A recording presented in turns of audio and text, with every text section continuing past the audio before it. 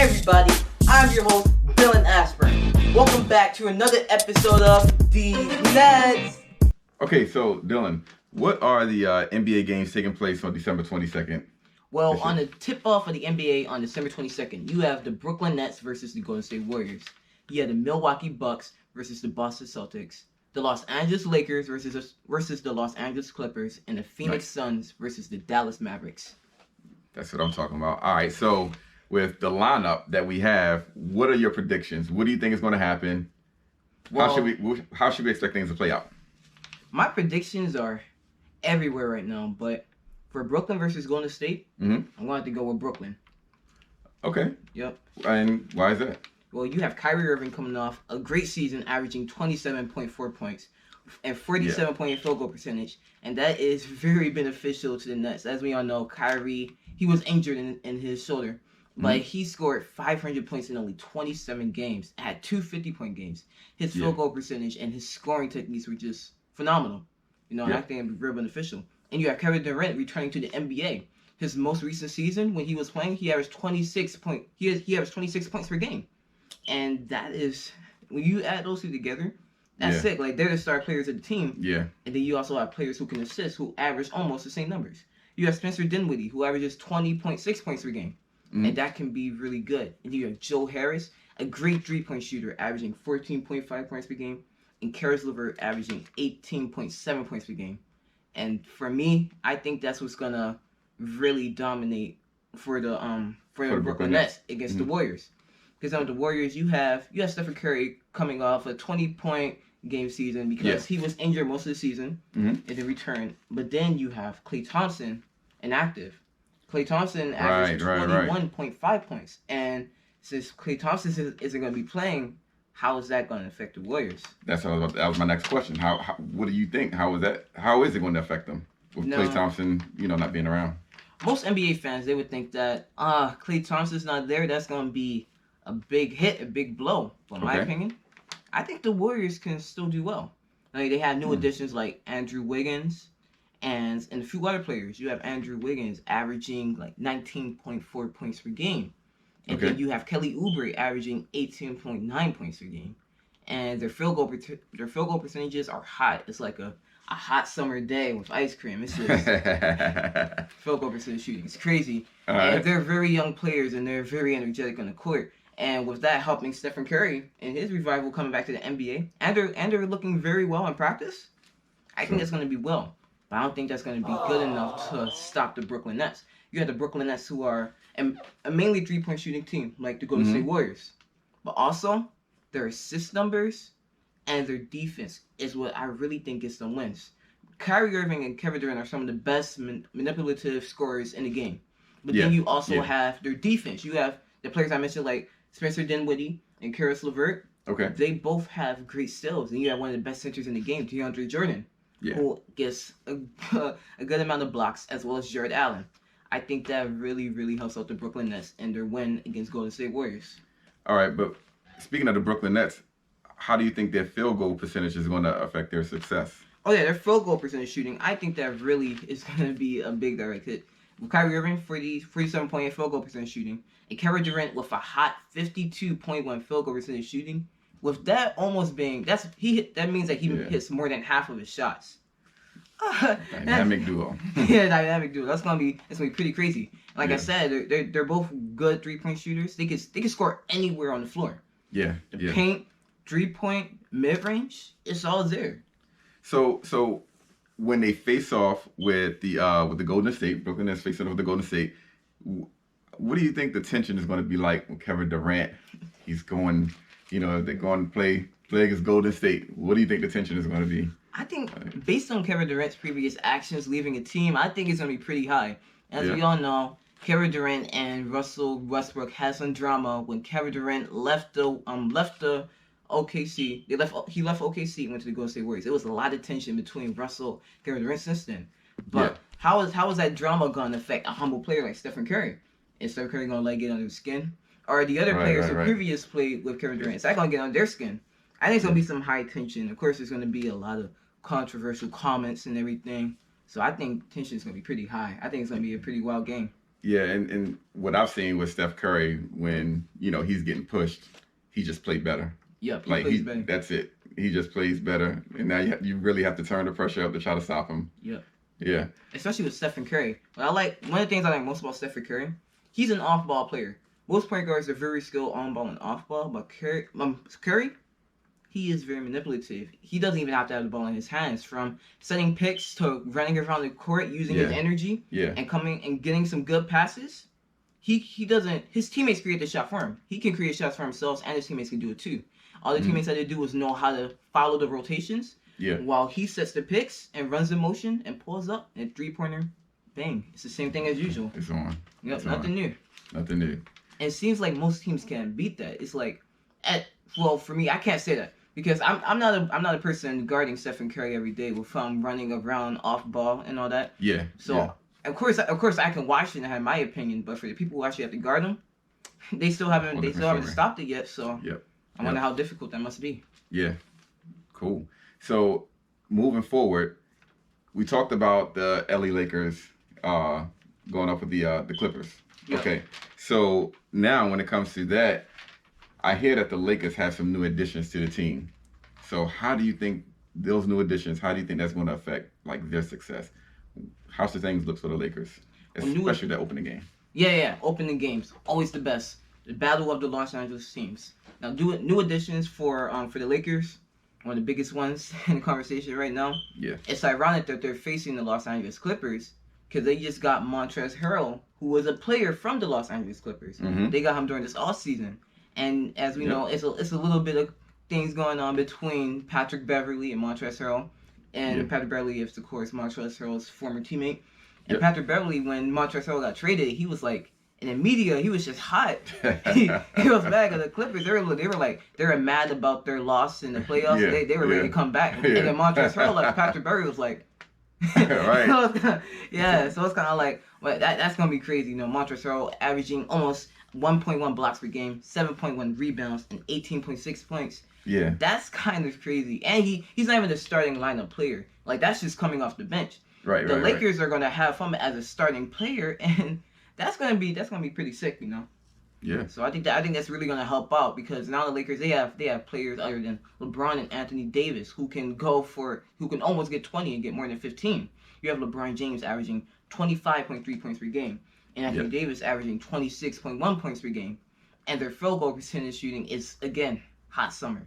So that could really help out LeBron and AD, and Dennis Schroeder as well, averaging 19.1 points per game, a young point guard who's been in the NBA for quite a while now, but he's very experienced, and that dominance and his assist numbers and his three-point percentage can really help out the Lakers and bringing back another championship, and also winning against the Los Angeles Clippers. Well, I mean, you mentioned LeBron and AD, but what about Kawhi and Paul George? I mean, see, that's your conversation, because a lot of people, they focus on like their stars. Of course, Kawhi Leonard and Paul George, they are very, very great players. Yep. But when I watch the Clippers play and I see Kawhi and Paul George on the court together, I don't see chemistry at all. I have to agree with you on that. Yep. Because you see chemistry with LeBron and Anthony Davis all the time. They're the forward pair. like LeBron will be half court, AD be all the way down, no look alley oop, AD grabs that and dunks that. And not only alley oops. They can read each other's thoughts almost. Exactly. That's what it looks like. Their transition offense is so well. Like their transition offense is like they know the play before it happens. It's like let me fill this lane. AD's already gonna be coming around or he's gonna be behind me. No look pass, and then that's a whole jam. And the Lakers fans, they just love it. So I think the chemistry is there. For Paul George and Kawhi Leonard, when they were in the NBA bubble and they were in the playoffs, and I think the main reason they lost some of their games, like when they lost against the Denver Nuggets. Yeah. And a lot of people were really mad about that because the Denver Nuggets just came back and they were really looking forward to the Clippers getting to the Western Conference Finals. Yep. It was like the reason they lost is because, of course, they've always had their defense. Kawhi Leonard is a great defensive player, and so is Paul George. Those are one of the things Paul George is known for. But their defense really helps, but your defense can be so well. But if you get those steals and get those blocks, and then you go back to the other side on fast breaking transitions, and you can't even finish to expand your points, What's the use of that? Yeah, right. So, if you can't finish, it's kind of pointless. Exactly. Yep. So like they're really star players, but my thing is having star players that could be well, but it doesn't mean anything if you don't have chemistry. And you gotta probably like, Absolutely. what are you talking Absolutely. about? They're a star player. They can do it by yourself. No, That's not how it works. Yeah, it's not how it works. Chemistry there. Gotta have that. Definitely gotta have that chemistry. You can be the best player in the world and have you can really be dominant. When you don't have any people to help, you don't have any chemistry. I don't think you're gonna be able to do much. Yeah, you're out there on your own. You know, we talked about LeBron and AD. We already see the chemistry they have. So you definitely want to bring the heat. You definitely want to match what they have. So 2-star players versus another 2-star players, but one set has chemistry, the other set doesn't. Exactly. So, but you have to match it in order to bring some competition. Yep. So I definitely agree with you on that. So, with all that being said, based on the Los Angeles Lakers and the Los Angeles Clippers, I'm gonna have to hand this over to the reigning champs, the Los Angeles Lakers. Now, here's a few other factors you have to consider. The thing with the Los Angeles Clippers is they score well for the first half of the first quarter. Okay. But then the other half of that first quarter, they don't do so well. They missed a lot of shots, and that really damages them and getting a strong start. That momentum slows down. The two best things I have in life: strong start, strong finish. Especially the strong start. It's like a hit start, you know. And when you don't use that hit start wisely, and it kind of falls apart, that can really damage your success in the game. The Los Angeles Lakers, though, they do well almost all game, but what they really lack, and what really made me mad when I would watch their games in the bubble, their transition defense and their second chance points. Okay. Like you have really dominant centers like Dwight Howard, Anthony Davis, and JaVale McGee. Okay. But when they got those rebounds from missed shots and they had the second chance to score, they missed shots, especially open shots. And it was like you pass the ball out, but then you have dominant scorers, and they don't even go up to get the shot up. Right. And that really made me mad. They're not using their dominance in a moment when it's needed. Exactly. It was really needed, and I think that's why they lost a few games that could have been won in that bubble.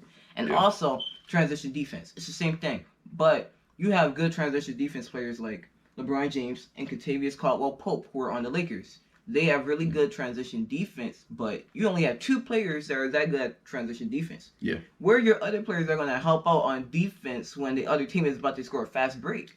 Exactly. So that transition defense and transition offense is what's going to cost the Lakers a game. But that strong momentum start is what's going to cost the Los Angeles Clippers a game. But then you also have the chemistry for the Lakers, so that's over to the Lakers. Gotcha. So, Dylan, here's the thing. So we're moving from LA Clippers versus Los Angeles Lakers. All right. Moving from that, one of the other games that you mentioned, we talked about the Milwaukee Bucks versus the Boston Celtics. Now, I hear that Drew Holiday, during the offseason, he was traded from the New Orleans Pelicans over to the Milwaukee Bucks. How do you think him being traded over to the Bucks, how do you think that will, affect the team? I think that will really benefit the Bucks because you have Drew Holiday. He's a great point guard, averaging 19.1 points per game and 45.5 field goal percentage shooting. Okay. And a great player like that to assist Giannis Antetokounmpo, the reigning MVP, that could really start something, Okay. And Drew Holiday, he has great defense. One of the things the Bucks are really known for is their defense. Of course, Giannis. He was not only an MVP candidate, but also a Defensive Player of the Year candidate. Okay. He gets great blocks almost every game. Yeah. Great steals, and so does the rest of the lineup. So I think Drew Holiday could really fit in quite perfectly and could really help out the Bucks. Nice. Now, well, with the Boston Celtics, we have Gordon Howard. So, what's going on with that? So, as you know, Gordon Hayward, he left the Boston Celtics and went to the Charlotte Hornets. Now, most people would think this would be a tremendous loss because Gordon Hayward, he was a good player, averaging 17.5 points per game. But I think the Boston Celtics can manage because the Boston Celtics, they are a great team, and you have young players like Jason Tatum who averages 23.4 points per game, and he's really coming up well. I think that could really help up because Jason Tatum is a young player. You also have Jaylen Brown and a great point guard, Kemba Walker, to help out Jason Tatum get into his prime. Yeah. Now, and the Boston Celtics, one of the other things I like about the Boston Celtics, they have great chemistry. They do. Their chemistry is very, very good. Like I think the thing that's best about them are their screens and 3-point shootings. Their screens really set up a lot of shots for them. Okay. And their defense can be just as good. They can read plays easily. They have great communication skills, and you see that in a lot of their games. So I think that could really help out. My thing is, will the Boston Celtics be able to get up as many 3-pointers and get as many shots going against a great defensive team like the Milwaukee Bucks? It's going to be a challenge. Yeah. Definitely going to be a challenge there. And even though the Boston Celtics has great defense, will they be able to stop a player like Giannis Antetokounmpo, who averages 29.5 points per game and 13.6 rebounds? Those 13.6 rebounds can really help the Bucks get a bunch of second chance points. And those 29.5 points per game, you might not even have to worry about getting second chance points because you're already scoring most of the points without even missing. True that. So I think that's going to be Milwaukee all the way. I mean, do they have anybody that can put up against Giannis? Not really, because Giannis, he's a very athletic player. He's strong and he's a tall player. And the Boston Celtics, they have good centers. They just added Tristan Thompson to the Boston Celtics, but I don't think Tristan Thompson will be able to stop Giannis. Like, you have Giannis when watching Giannis go against other centers, it's just like he just bullies them. He's an athlete. He's an athlete. Yeah, very explosive. Yeah. He goes against players. He goes against centers better than Tristan Thompson, like Joel Embiid and Anthony Davis, and he doesn't bully Anthony Davis. Don't get me wrong there, but Joel Embiid, Giannis bullies Joel Embiid. But actually, about that Anthony Davis thing, I mean, there's one game I watched. Giannis, it was Giannis driving down the lane, and Anthony Davis defending him. Yeah. Anthony Davis got pushed out of bounds. Literally. It was funny. He even did the same thing to Kevin Durant. Kevin Durant tried to guard Giannis Antetokounmpo, got pushed right out of bounds. So it's like, after seeing that, and after seeing him dunk on players like Joel Embiid, I don't think anybody on the Celtics can stop Giannis. Yeah. It's pretty good. One of our hardest predictions of the day. The Phoenix Suns versus the Dallas Mavericks. Yes, because the Phoenix Suns, I hear that Chris Paul from the OKC Thunder just got traded over to the Phoenix Suns. So how do you think that's going to affect the team? I think Chris Paul going to the Phoenix Suns is really going to benefit the Phoenix Suns because one of the main things is, first of all, Chris Paul's assist numbers and his free throw percentage. Mm-hmm. Chris Paul can get to the free throw line very well. He can drill fouls well. And with him shooting 90.7 free throw percentage, I think that can really help out with you don't have to like score 3-pointers the whole time. You get to the line that much, you can hit most of your shots. Yeah. And then his assist numbers, his playmaking skills, that can bring a lot of chemistry to the Phoenix Suns. Because the Phoenix Suns, they already have a lot of chemistry. They have a lot of young players who have great chemistry. Okay. But you adding a veteran player like Chris Paul, who averages 17.6 points per game. Oh yeah, forced to be reckoned with now. Exactly. Yeah. That's gonna bring that chemistry very well. You have Devin Booker averaging 26.6 points per game and 5.2 assists. That could really, really help out with the chemistry, as well as DeAndre Ayton almost averaging 18 points per game. Yeah. That's gonna be really well with chemistry, you know. Okay. So yep. Cowboy life, Dallas Mavericks. Yeah. Oh yeah. Hey, I tell you what, the Phoenix Suns and the Dallas Mavericks come together. It's going to be a pretty good game because we talked about the Phoenix Suns. They have like a pretty good, roster of young guys. We talked about Chris Paul, the veteran coming over. But the Dallas Mavericks, you already know who's going to be that threat. Luka Doncic. Let's talk about him. Luka Doncic is a great player. This is about to be his third year in the NBA, and he is a big threat. He's averaging triple-doubles already. He is a player who looks up to LeBron James, and you can tell that he looks up to LeBron James. LeBron James is known for his triple-doubles, and Luka Doncic, it's about to be his third season. He already averages 28.8 points per game. He's already mirroring his style. Exactly. Yep. It's like 9.4 rebounds and 8.8 assists. That's really crazy. Those triple-doubles every single game, and those 8.8 assists, that gets the chemistry going. One of the things I like about the Dallas Mavericks is their chemistry. You have another player like Kristaps Porzingis who averages 20.4 points per game and 9.5 rebounds. Yeah. The chemistry between Kristaps Porzingis and Luka Doncic is there. They get the key passes and their 3-pointers. My goodness. It's lights out when the Dallas Mavericks shoot. And you have Tim Hardaway Jr. who averages 15.8 points per game and 39.8 3-point percentage. Talking about those 3-pointers, Tim Hardaway Jr. is the reason why he's lights out all the time. And the chemistry is always there for the Dallas Mavericks. Watching NBA bubble games, like the Los Angeles Clippers versus the Dallas Mavericks, their offense was always there. Their offense was really key. They're all consistent scorers. Luka Doncic is doing all the work. He has a team to get him back on his feet if he's not playing so well. Which is very important. Exactly. I remember one of the games, Luka Doncic wasn't playing so well because Kawhi Leonard was locking him up on defense. His team was right there to get all those points that Luka Doncic missed. They were right there to get it right back. And that's what led them to some wins.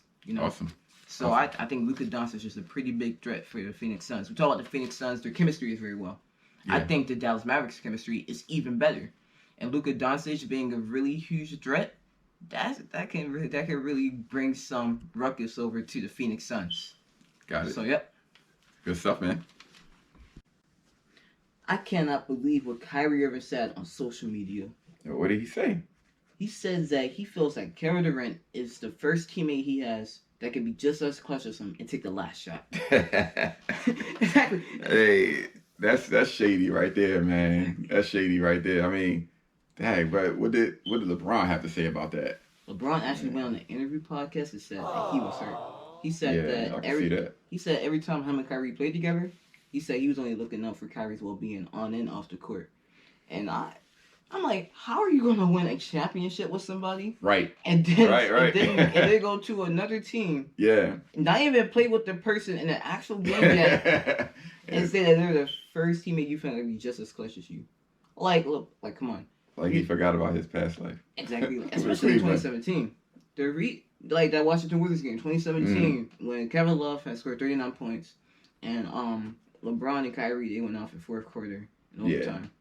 LeBron sent the game to overtime and then fouled out in like the first 3 minutes of Yep. I remember that. Kyrie Irving came over and did that. If LeBron had to have hit that clutch 3-pointer. Exactly. Clutch. Exactly. Clutch teammate. The key word right there. If he wouldn't have hit that shot in overtime, there would have been no win at all. And they said all of this on social media, right? When Kyrie made that statement. Yep. I'm like, Twitter and everything was blowing up. I'm like, bro, like Kyrie, he's one of my favorite players. Him and LeBron, one of my favorite players. Top two. But Kyrie, he's so good on the court. But what he says on social media, it's like, what are you doing? Right. Do you want people to just get riled up? Like, come on, man. Like, how you just gonna disrespect LeBron like that? Right, that's some wild stuff. And even disrespect Kevin Love. Like Kevin Love was clutch too. Like people underrate his clutchness, but he was clutch. Like he was actually nice. Yeah. And then he played with Jason Tatum. Jason Tatum is clutch. Played with Marcus Smart. Marcus Smart is clutch. Like I trust those players. If that would mean I don't trust them to make the shot. Like come on. It's just common sense.